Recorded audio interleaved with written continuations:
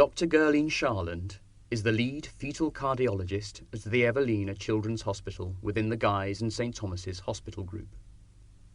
During this interview, the diagnosis of congenital heart disease, the possible treatment pathways and the risks that may present for the child will be explored. The lifestyle issues and long-term care plans for children with single ventricle heart disease will also be discussed.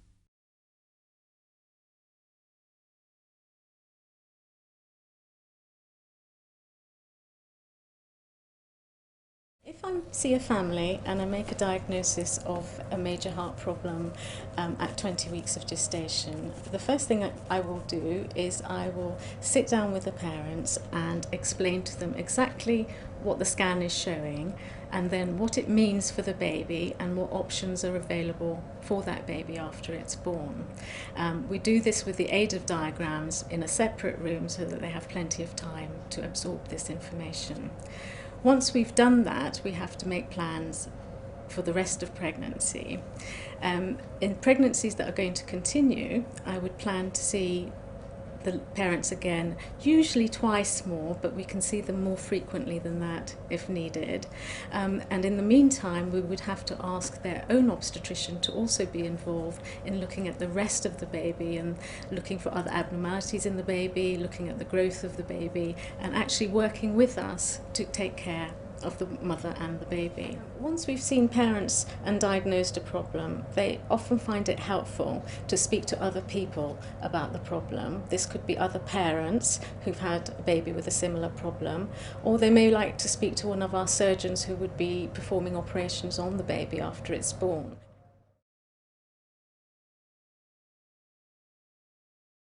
Diagnosis is made using an ultrasound machine that uses sound waves to look at structures of the baby, and this can be done in the womb as well as outside the womb.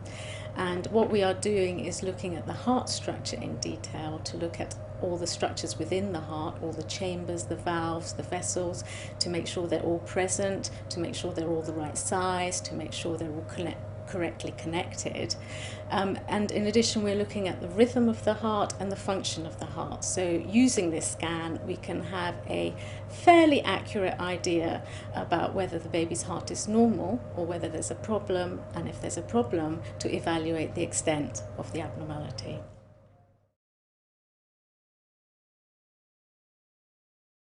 I'm frequently asked why a diagnosis of a major heart problem is not made in early pregnancy at around 10 to 12 weeks when the nuchal translucency scans are done. It's important to realise that the size of the heart is tiny at this stage of development.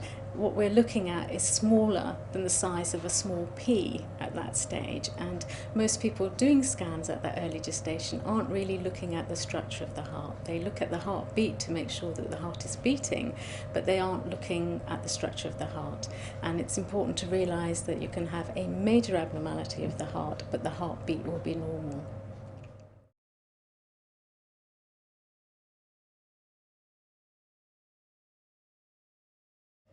Most babies that have congenital heart disease will not have anything else wrong with them, and in the womb the two sides of the heart will work together, so you can have a major problem with one side of the heart and the other side will compensate for it, so that the growth and development in the baby is not affected. Therefore, if we don't do scans in pregnancy, there is no way that a mother will know that there's something wrong with the baby. There is nothing about the baby's heart defect that will cause any symptoms in the mother. So the only way to detect this in the womb is to have an ultrasound scan that is looking at the heart and will detect that there's a problem there.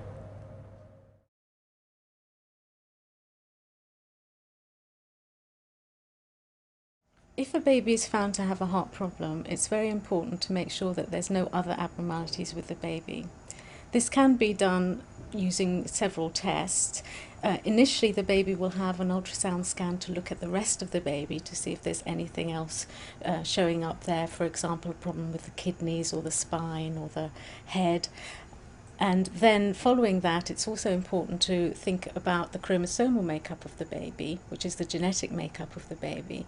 But the only way we can get information about that is for the mother to undergo an amniocentesis test, as an ultrasound scan doesn't show whether there's definitely a chromosomal abnormality or not.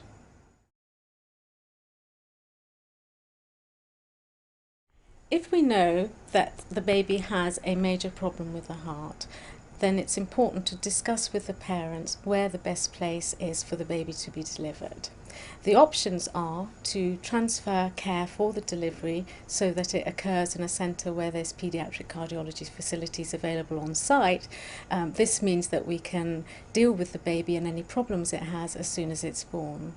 The other option is to let the baby deliver locally and make arrangements for transfer to a cardiac unit once the baby's been born. In cases where the parents choose to deliver the baby nearer to their home, we would negotiate with the local obstetricians and paediatricians to make sure that the care for the baby after it's born is optimal, and to make sure that the baby is kept stable until arrangements can be made for the baby to be transferred to a cardiac unit.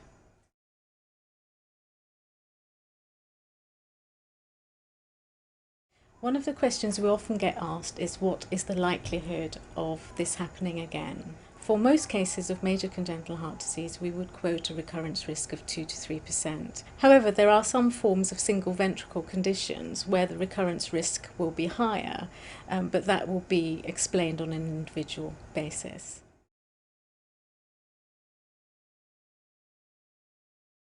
I often get asked, what are the chances of my baby surviving the pregnancy with such a serious heart condition? In general, our expectation is that most of the babies should reach term without any problem, provided there's not anything else wrong with the baby.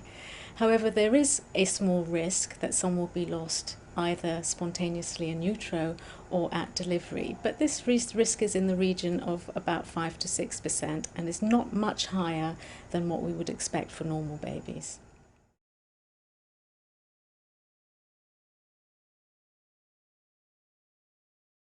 The risk of the baby dying after it's born will be dependent on the exact cardiac lesion that the baby has, and this will be discussed at the time of diagnosis. In cases where an antenatal diagnosis has been made, we can be prepared for what the baby is likely to need after birth, and hopefully we can therefore minimise the risk for the baby in each individual case.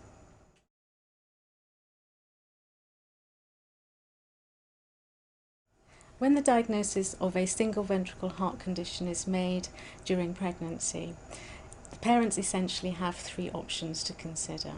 The first is to elect active treatment, which involves surgical procedures after birth, but it's very important that the parents should understand that all the surgery is not corrective, but is considered to be palliative. In view of this, some parents may decide that they would prefer to elect to terminate the pregnancy in view of the severity of the heart problem, and this certainly is an option available to them for this type of heart condition. For some parents, they don't want to put their child through all the surgery that would be involved, but they also cannot choose the option of a termination. And in this situation, it is possible to discuss the option of compassionate care for the baby after it's born. Compassionate care involves allowing your baby to die peacefully after it's born, because without surgery for these conditions, most of them will not be able to survive.